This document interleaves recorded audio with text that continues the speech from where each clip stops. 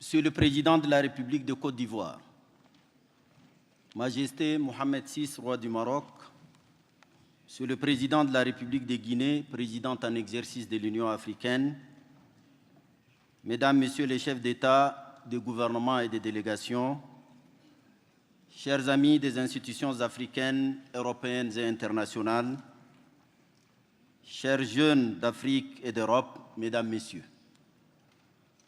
Mon premier mot est de vous adresser, Monsieur le Président Alassane Ouattara, et à travers vous au gouvernement et au peuple ivoirien, mes vifs remerciements pour les efforts inlassables que vous avez déployés en vue de la bonne tenue de ce 5e sommet entre l'Afrique et l'Europe. Je me réjouis de me retrouver sur cette terre africaine de Côte d'Ivoire, devenue patrie des millions d'Africains originaires de la région et au-delà.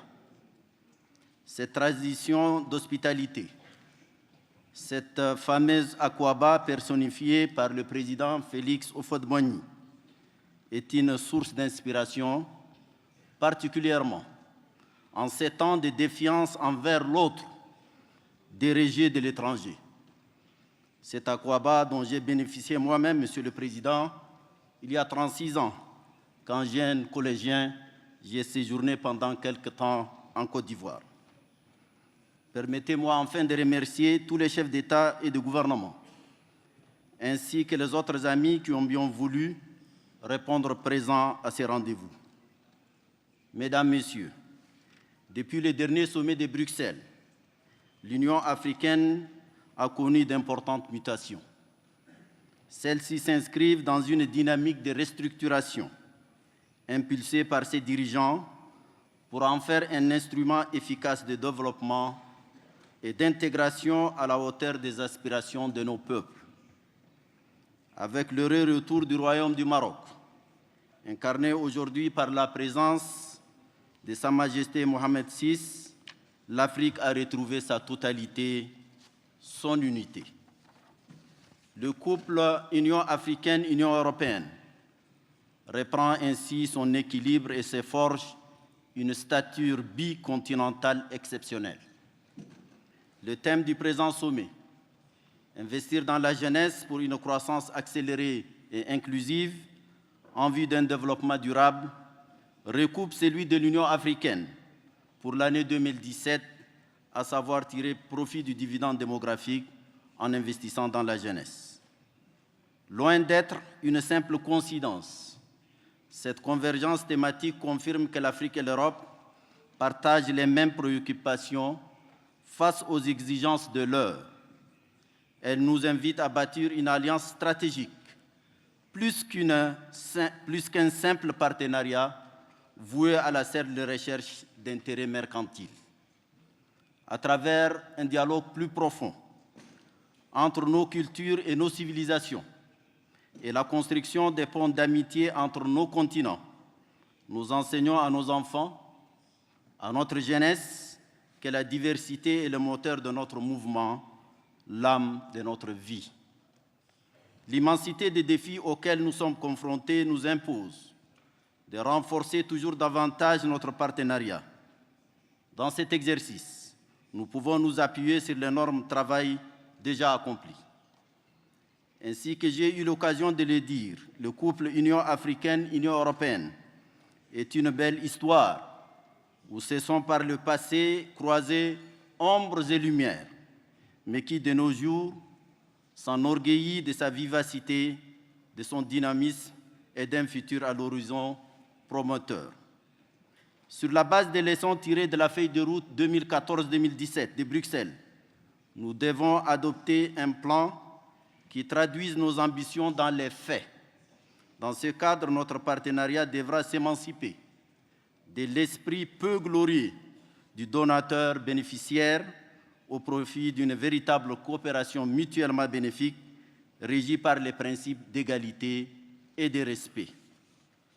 La jeunesse africaine représente plus de 60% de la population du continent.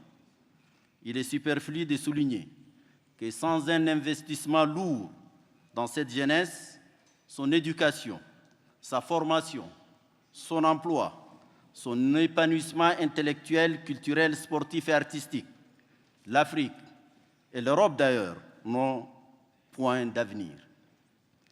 Les jeunes, hommes et femmes, doivent résolument être positionnés au centre de notre alliance. Il nous faut aller au-delà des déclarations incantatoires. Il nous faut des plans opérationnels à application immédiate. Le slogan de notre sommet ne devrait donc pas être un slogan circonstanciel. Il n'a de signification et de portée que s'il s'inscrit dans la durée du temps long, celui du temps stratégique. Mesdames et messieurs, le fléau des conflits continue d'affliger nombre de pays africains dans la Corne de l'Afrique, en Afrique centrale, le bassin du lac Tchad et dans le Sahel. La lutte contre le terrorisme, le djihadisme et la criminalité transfrontalière est souvent au centre de cette préoccupation. Le soutien et l'accompagnement de l'Europe en ces domaines sont dignes d'éloge, ce qui n'enlève rien à l'urgence de les renforcer pour aider à créer un environnement propice à un développement durable. L'Afrique regorge de richesses par ses mines, ses ressources halieutiques et ses immenses étendues arables. La jeunesse de sa population est un atout et un puissant levier de croissance. Nos jeunes, et à juste titre, n'acceptent plus, ne supportent plus le paradoxe que constitue la juxtaposition de cette abondance de ressources et de notre dénuement. C'est cet état de fait qui les jette par dizaines de milliers sur les routes de la mort, de l'humiliation et de l'esclavage. La question de l'immigration, vers l'Europe surtout, se pose en termes dramatiques. Les embarcations de la mort en haute mer rivalisent dans une lugubre tragédie avec le naufrage dans l'océan des dunes et des terrains rocailleux du Grand Sahara. Ces défis nous sont communs. Nos responsabilités partagées ici sont écrasantes et nous interpellent au plus profond de nos consciences. Jusqu'à quand allons-nous, vous et nous, observer cette tragédie, insensibles, impuissants, inactifs, paralysés? Je m'adresse à vous, horrifiés et hantés, comme bien d'autres citoyens du monde, par les images des migrants africains vendus aux enchères comme esclaves sur le territoire libyen. Notre sommet doit être le point de départ d'une action résolue, visant à trouver une réponse à cette tragédie et aux sources des angoisses de notre jeunesse. Parmi ces ressources d'angoisse figure la pauvreté, qui naît de l'absence de perspectives socio-économiques, une situation aggravée par la dégradation de l'environnement et le changement climatique, ainsi que par la mauvaise gouvernance. Comme le disait si bien Nelson Mandela, dont nous célébrons le centenaire l'an prochain, je cite, « Surmonter la pauvreté n'est pas une œuvre de charité, mais un acte de justice. Comme l'esclavage et l'apartheid, la pauvreté n'est pas un phénomène naturel, mais le fait de l'homme. Elle peut être surmontée et éradiquée par des actions communes de l'humanité. » Je vous remercie de votre aimable et bienveillante attention.